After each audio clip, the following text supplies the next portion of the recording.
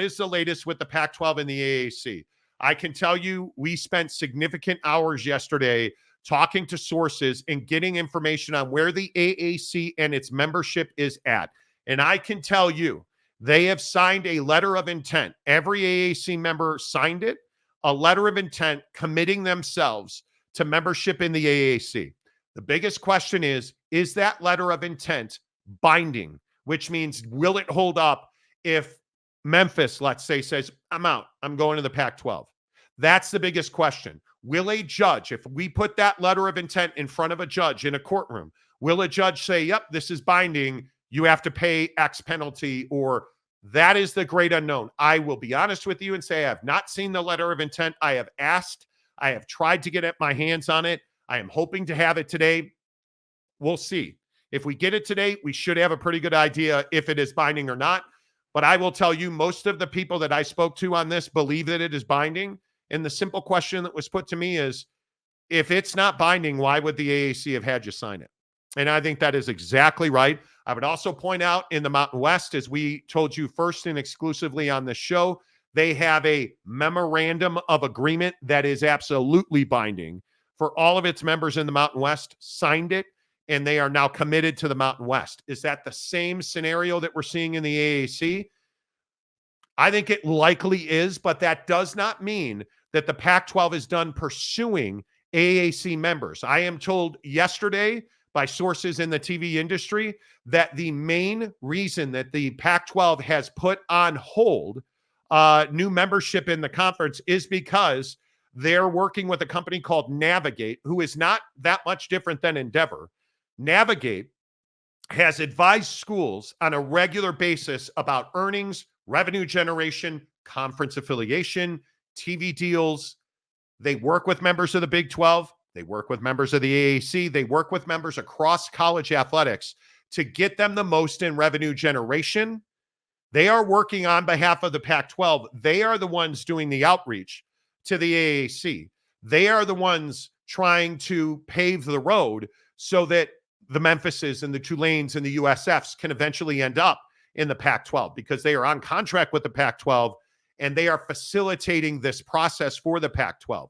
On the flip side of that as well, Navigate is also advising the Pac-12 on their TV deal.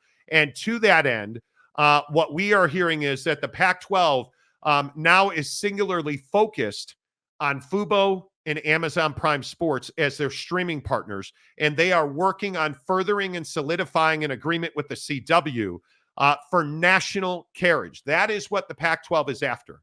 I am told that they don't want to be a West Coast regional brand, because that would essentially eliminate them from consideration of Memphis, Tulane, and USF.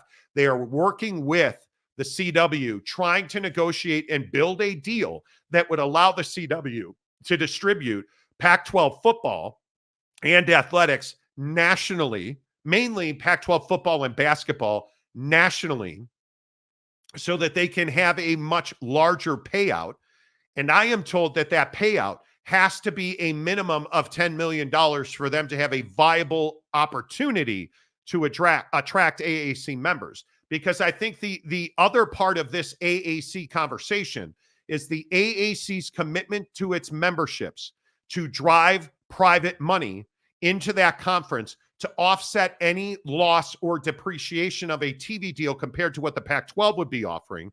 They intend to offset that by driving new private money into the conference. And I think one key detail that comes along with this relationship with Navigate is playing a significant role in injecting private money into college athletics. And Jake, if you're the Pac-12, this feels very much like a lifeline for attracting AAC members. Yeah, I mean, it feels like it makes it possible again, and I think that the Pac-12 needs that to happen to fully realize their comeback, if you will, their rebuild, if you will. And to me, I think that those brands are great and certainly would improve the stature of your conference. I think if you were to get those three, you would certainly be the best G5 at that point. But I think that I would just, temper expectations a bit. And I would say, hey, it's a process to get a media rights deal done. Like, signed, delivered, everything done. It's a process to do that. And when you're talking about 3 different parties, 3 different companies, working with the Pac-12, I think that helps your chances of eclipsing $10 million a year per school per season, because you have more folks involved. But I just think that, if you're a Pac-12 fan today, you should feel good about the fact that they're making the shift in strategy, that it's now, hey, we need to get media rights done so then we can go out and have better conversations. But at the same time, I wouldn't just take it for granted that this gets done, quickly or easily, or it's just like a gimme. I think that what we've seen in the past, like if you go and you think about the Big 12's TV deal or any of these other TV deals that have gone down, we've come to understand that it takes time to hammer these things out, and it takes time to get a structure of a deal in place that's good for everyone. So I just think you have to temper expectations just a little bit. But if you're a Pac-12 fan, you should feel good about the shift in strategy. And I want to show you, this is directly from the Navigate website. You guys go, if you want to know about Navigate, it is nvgt.com. Nancy Vegas Goat Timmy. nvgt.com is the Navigate website. This is what they say about their abilities to navigate media rights deal. We bring together primary research, secondary research, and industry expertise to map out your media rights options and chart your path to success.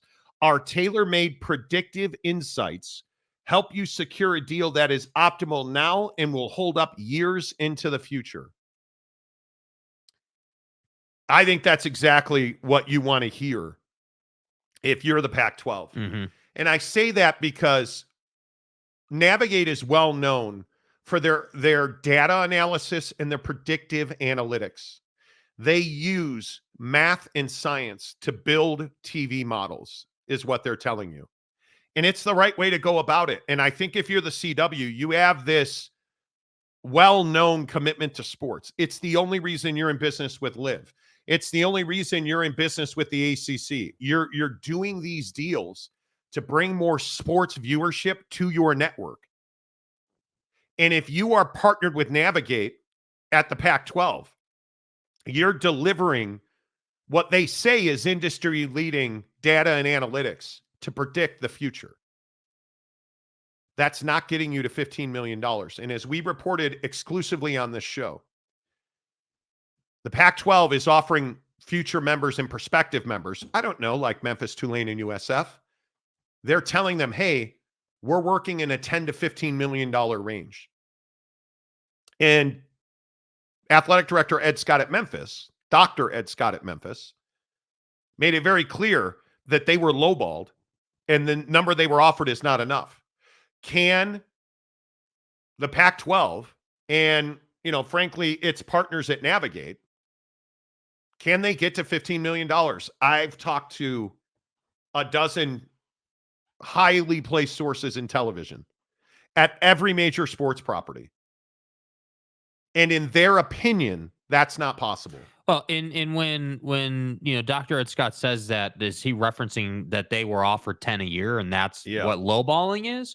Or like that's kind of the minutia that nobody really knows. I don't think at this time, outside of the folks who were in obviously inside the conversation.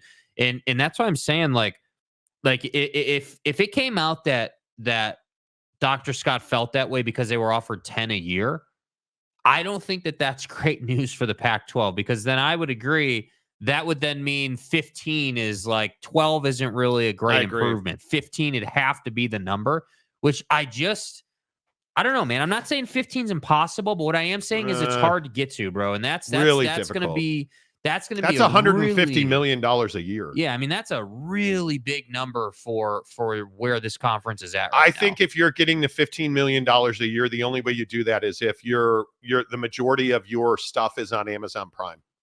I don't see any way. And look at that, Brett McMurphy. What's he got? Saying exactly what we talked about, I think, yesterday. Mountain West in discussions with Hawaii about joining the league as a full member. Hawaii has been a member of the conference in football since 2012. Its non-football sports are in the Big West. Remember, we talked about the Big West. Again, It's a pragmatic play.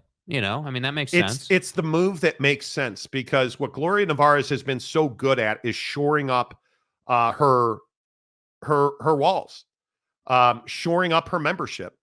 Hawaii needs that bump, in my opinion. The Mountain West needs Hawaii to be a full member. Mm-hmm. That's why we talked about it probably too long the other day on the show. So that makes sense. Calford, let's get into your comments here on the Monty Show. I think the ACC schools will do it if the price is right. The AAC schools, I think, absolutely correct. I think if you threw $15 million at Memphis, USF, or Tulane, Yeah, they feel a lot better about that. I think they're saying yes. Yeah, I mean, I think $15 million mitigates your risk if you're those schools. I think at that point, the raise in finances mitigates the pain of it. But here's the question that I would ask. If this letter of understanding that the AAC had its members sign, if in fact it does include a private money injection,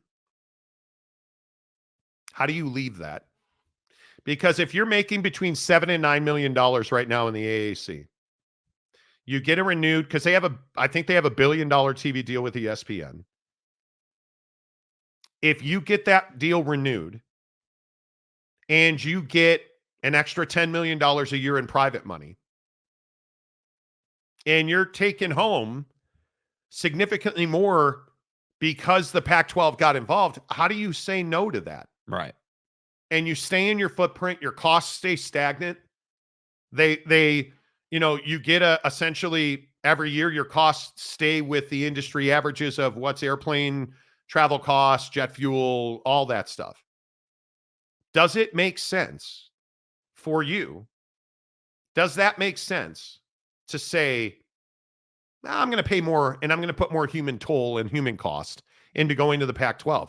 I think that ultimately is a question in the AAC. And I think the answer is probably no. There is an incredible amount of pressure right now for the AAC to drive new private money investment in that league and in those universities. And I think that's what they're working on, because I think most of them I think if they all had their druthers, they wouldn't change leagues for a lateral move. No. Memphis wants to be a power level program. They want to get into the Big 12, the ACC, the Big East, or excuse me, the Big 10 or the SEC. There's no question about that. But at what level would they be spurred to move to the Pac-12? Well, I think that's a huge question. And I think that saying it's a race against time is spot on. Like, I mean, if you're the AAC, you're sitting here saying, we got to get this private money in here. We need to make, the situation here at home better. Yes. So that these schools aren't even looking out west. And obviously, it goes without saying it's the exact opposite for the Pac-12. They're trying to sweeten the deal to get these schools. Yep. NFL in 13 minutes. Preview of Thursday Night Football. Nick Chubb is back for the Cleveland Browns. We'll talk about that. As well as are the Dallas Cowboys a playoff team? And are we past the perception and reality quotient for Dallas? We'll talk about all that coming up in 13 minutes. Bradley Dunkel, gas station hot dogs more carcinogenic than beryllium. Probably true. Okay. I believe that's science. Wade Bigler for $15 million, Tulane would. I agree. Tulane would, no doubt. At the end of the day, money talks. Calford, exactly right. Exactly right. There is no doubt about that. Smash the numbers. Only 2 more sleeps until big Washington versus Michigan game. I believe Alex Orji can, in fact, complete a forward pass. I have never seen him do it. I don't believe there is video even back to Alex Orji's sonogram when he was in the womb. Well, listen. I think the pass he threw in the in his mom's belly was incomplete as well. Well, a Sign Stealer guy has the tape of that stuff. I mean, that's, obviously he's got all the video archives. So I think so. Yeah, I mean, you should probably reach out to him when he's not busy getting his ass beat at the high school level. And Michigan fan, I give you a lot of credit on this show, because Michigan fan routinely rolls in here and is like, "Oh, we're the greatest offense ever." You're not. You are one of the worst offenses in all of college football for passing the football. I mean, yeah. I'm sure that at some point Alex Orji will will complete a forward pass, but I don't believe that there is evidence he's ever done that.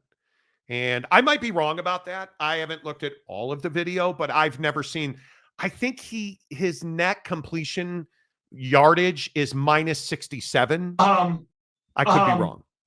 So I'm a jerk. I freely admit it. I hate Michigan and I'm a jerk. Okay. Mike Smith, I feel better. If the money talks, the teams will walk. No doubt about it. No doubt about it. Fat old Mormon and dying. If you leave the AAC, then you hate America. Right. America. Kirk Mason, big college football fan, bigger Memphis fan, want them in the Pac-12.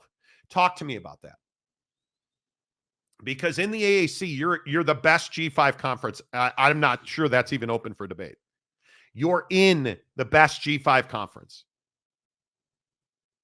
So how are you right now today saying to yourself, when you have stability, when you're making good bread, you have all the access you need to the college football playoff, it's simply a matter of you've got to win games at Memphis.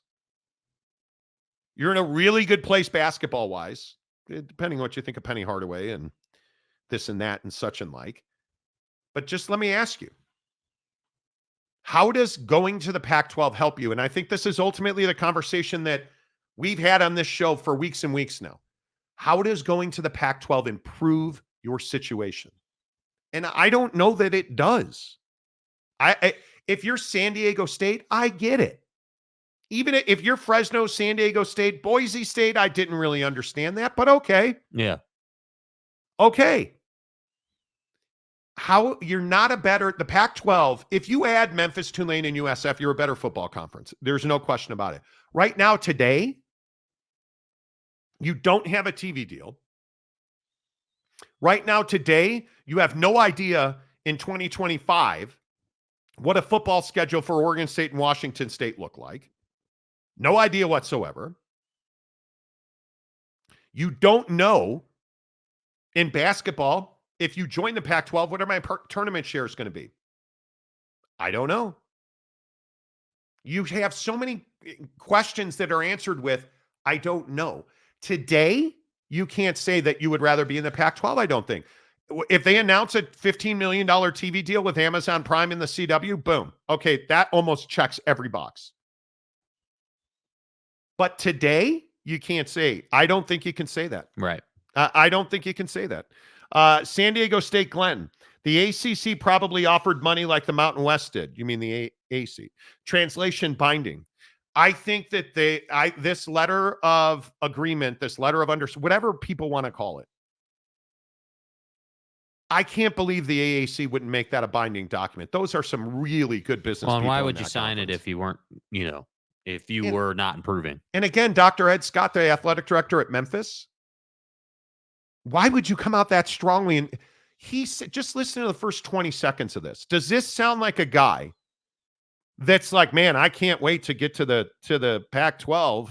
If y'all haven't seen the latest reports of what's going on between the Mountain West and the Pac-6, 7 right now,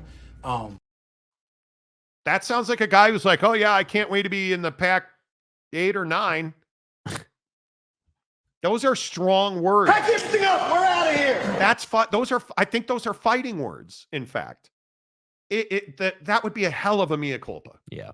A hell of a. Am I making? No, I don't think you're making too much of it. In the comment section, am I making too much out of what Dr. Scott said there? Yeah, I mean, he was getting after him, no doubt. The other thing is, I see everybody in the comment section saying, stop calling him doctor. The guy's earned it. And frankly, they want him to be called Dr. Ed Scott because he's earned it. Yeah. I'll call him Dr. Ed Scott. Bradley Dunkel, different shade. Okay. Yeah. Okay. Brandon Butler, it's a memorandum of understanding. Memorandum of understandings are used by every college as legal documents, not a contract per se. I agree. Is it binding? I don't know. And I think the only thing that is bulletproof, and they're not really even bulletproof, everything's negotiable, is a contract. It's why the Pac-12 is suing the Mountain West. They have a contract. Pac-12 doesn't want to live up to the parameters. They're suing the Mountain West. If the AAC has a binding letter of understanding or memo of whatever you want to call it, a memorandum of understanding, Right. it's only binding till a judge says it's not. Correct. So I think you're right, though, Brandon. Exactly right. RX, isn't ESPN plus the AAC's? They have $1 billion deal for both broadcast television and ESPN. Every ESPN media rights deal includes ESPN Plus and streaming. Because ESPN's long-term plan, and I think most people know this, is not to be on TV. Their long-term plan is you've got to subscribe to see Memphis play football, to see Alabama play football, to see, look at the numbers they did on Bama, Georgia. I know we don't talk SEC on the show ever. Yeah. Look at the numbers they did. Yeah. You know, Richard Blue Gray. I hope I got that right. Look at the Pac-12 member schools starting in 2026. How many schools make the NCAA tournament? 5, 6? Compare that to the AAC, 1 or 2. You're not wrong. Yeah, well, basketball and a basketball. Yeah, bro. listen, the Gonzaga move, unequivocally a win. Yeah. And if they there is some, I was talking to some folks yesterday who believe St. Mary's will not join the Pac-12. That St. Mary's wants to stay in the WCC because their Christian values more align with the WCC than the Pac-12. And if that's in fact true, and you wind up, because GCU, I am told almost directly, GCU has a lot of interest in joining the Pac-12. And I think if you add GCU and you add Gonzaga together, they're both going to the NCAA tournament pretty much every year. You look at San Diego State, that's a really good basketball program. Fresno State, I agree with you. That's a very good take. For basketball on its own, sure, I get that.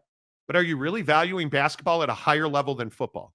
Because my question is, how good of a league is the Pac-12? I think right now the Mountain West and the Pac-12, there's not a whole lot of differentiating between their football product, which is not good if you're the Pac-12. Now, if you had Memphis, Tulane, and USF, different conversation. Different conversation. Today, there's not a whole lot of differentiating. So is that agreement not to keep going back to it, is the agreement in the AAC binding? I think it's a huge question. I have a hard time with the concept of the AAC would ask its member institutions to sign something that isn't binding, because I agree. If it's not binding, you're kind of just wasting people's time. Like Bradley Tunkel says, I got to run. Peace out, my guy. Have a good day. The Felon attorney.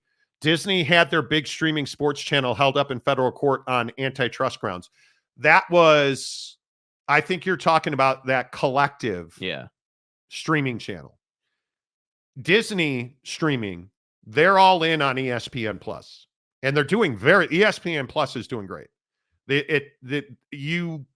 From golf, the Masters, the US, all the early round majors, ESPN Plus, like they're banging. NFL, college football, you name it, you get it on ESPN Plus. F1, they're doing great. Absolutely. All right, a couple more before we get to the NFL here. Calford. Yeah, because without Gonzaga, St. Mary's will most likely win the WCC. Totally agree. You're a West Coast guy. You understand that culture. The WCC is a really good league. If you are a small private institution, I don't know, like Gonzaga, it's a really good league. Yeah. If you're BYU basketball, where was BYU basketball before the Big 12? WCC. Private Christian university. That's what people, and I know this is controversial every time I say it, academics, theology, life is in the administration wing of where the chancellor's office is. Most of those people don't give a rat's ass about sports. Yep. They have to deal with sports. They don't necessarily want to. And I know that sucks, and I hate to break it to you. Well, and I think for a lot of sports fans, that's taboo. What do you mean they don't want to? But at St. Mary's, their Christian values are far more important than athletics. At BYU, they are owned and operated by the Church of Jesus Christ of Latter-day Saints. No, I am not Mormon. No, I am not a member. Well, and you're not dying. So I'm not dying either. Yeah. And I'm God not bless. old. I'm not fat. And this is an SEC show that doesn't Somebody talk in the SEC. comment section yesterday called me husky. Mm. Okay.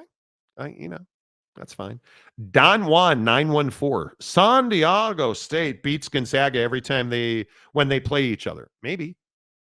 BYU used to beat Gonzaga on a pretty regular basis. Dr. Sean Douglas. Hello. There's a massive amount of differentiating. What do you mean? In terms of what? Look at your pup. God love dogs.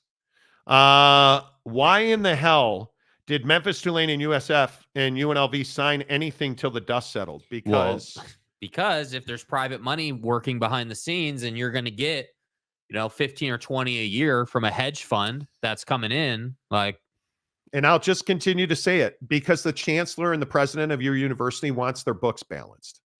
And they want to know what money's coming in and what money's going out and how much do you understand that Memphis, again, Dr. Ed Scott straight up said, I'm not paying that much to go travel to the West Coast. They lowballed us. And if you're Tim Pernetti in the AAC, what are you doing in that memo of understanding, memorandum of whatever the flip it's called? it's an MOU. In that MOU, which is not edible. What I'm telling you is they're saying, hey, we're driving more private money.